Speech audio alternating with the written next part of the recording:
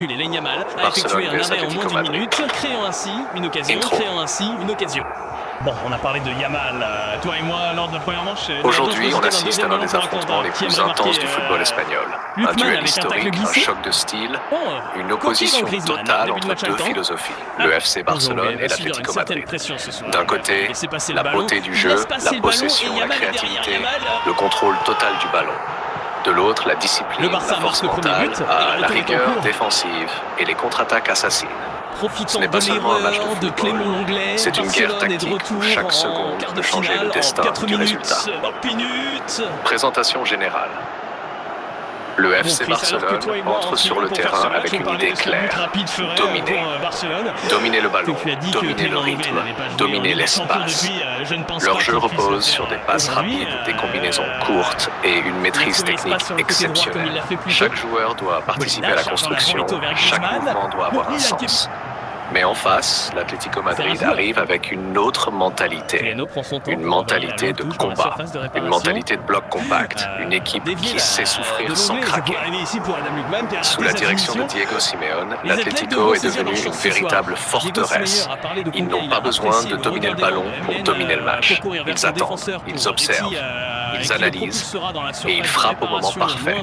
Ce contraste rend ce duel totalement imprévisible. Barcelone veut contrôler, Atlético veut détruire le rythme adverse. Barcelone veut construire, Atlético veut casser les lignes. Et dans ce choc, une question est qui va imposer sa loi sur le terrain. Beaucoup de défis au milieu et l'arbitre va accorder un coup franc à l'Atlético de Madrid. Entrée des équipes.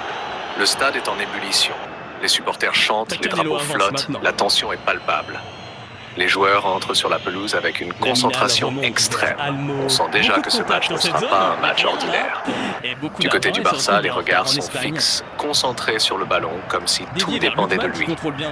Du côté de l'Atlético, les joueurs sont calmes, presque froids, prêts à exécuter un plan précis. Le coup d'envoi approche.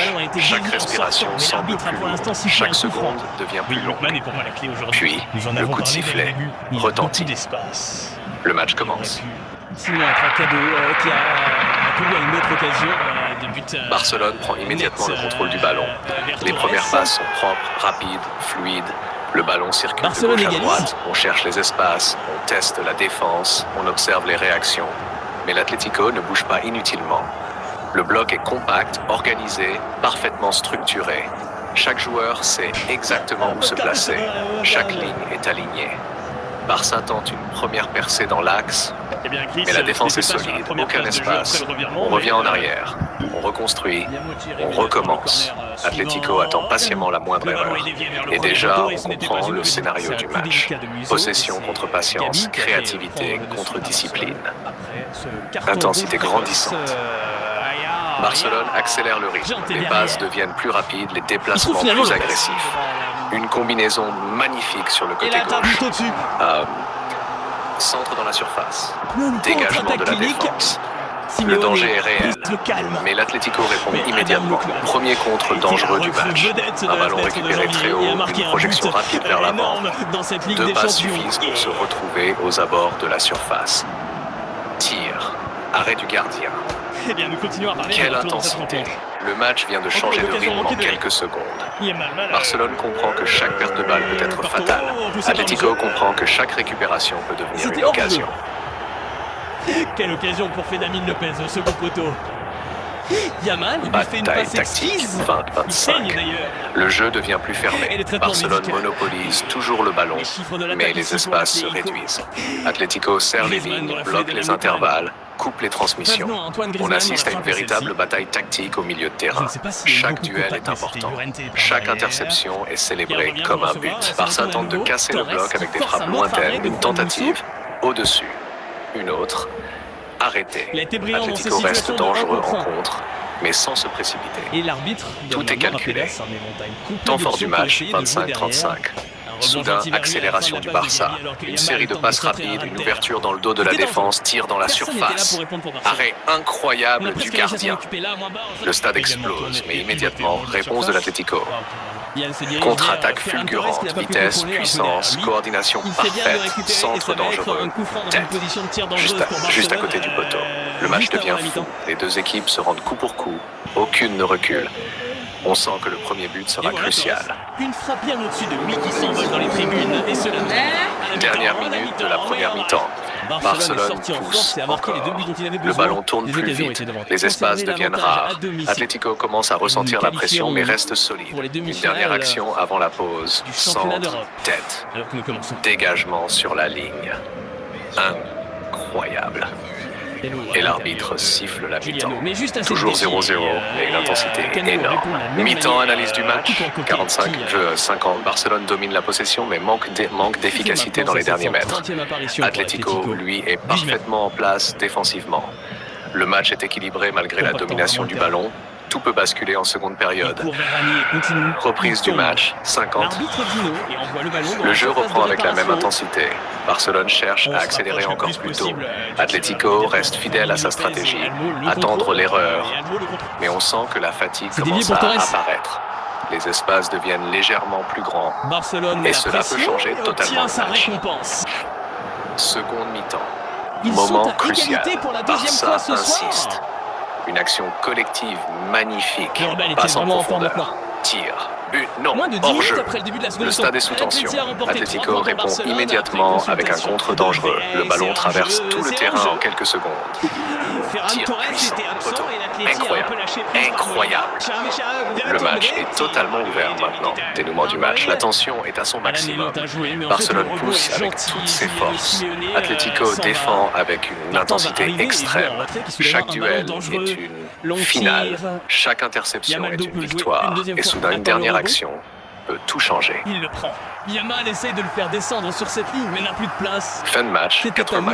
Dernière minute explosive. Barcelone tente le tout pour le tout. Atlético résiste, recule, mais ne casse pas. Une dernière frappe, arrêt du gardien. C'est terminé. Quel match incroyable.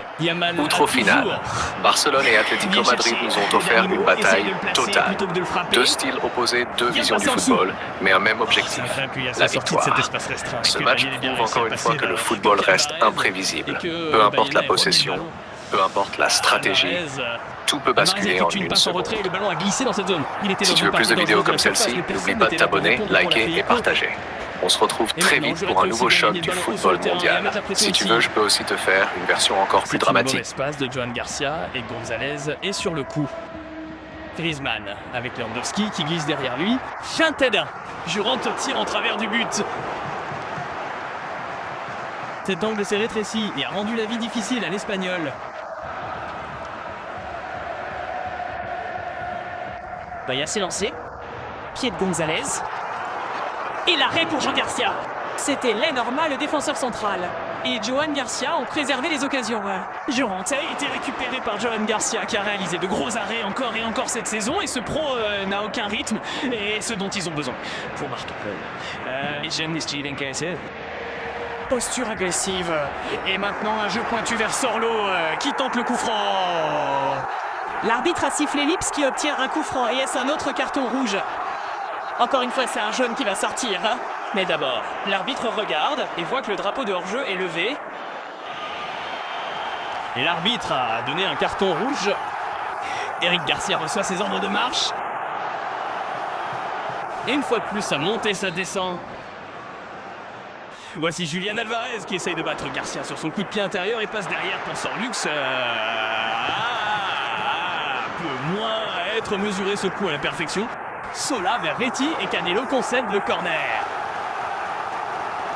Waouh, quelle action de Rory. Ses coéquipiers adorent ça. Continue la course. Il joue un Sorov. Il perd Nico Gonzalez. Il aide Baya. Atlante aimerait bien mettre fin à ça. Et Nikiko Gonzalez rentre au sol et frappe avec venin pour Kenae, ou plutôt pour Canelo. Rashford centre en début de match. On tente le coup et le ballon passe au travers. Sans jamais vraiment poser de problème. Juan Musso. Si un joueur de Copenhague reprend le ballon avant que Baya ne le relance. Et c'est l'occasion. C'est l'occasion. T'as tout à fait raison, Chris. Il envoie le ballon au-dessus du centre uruguayen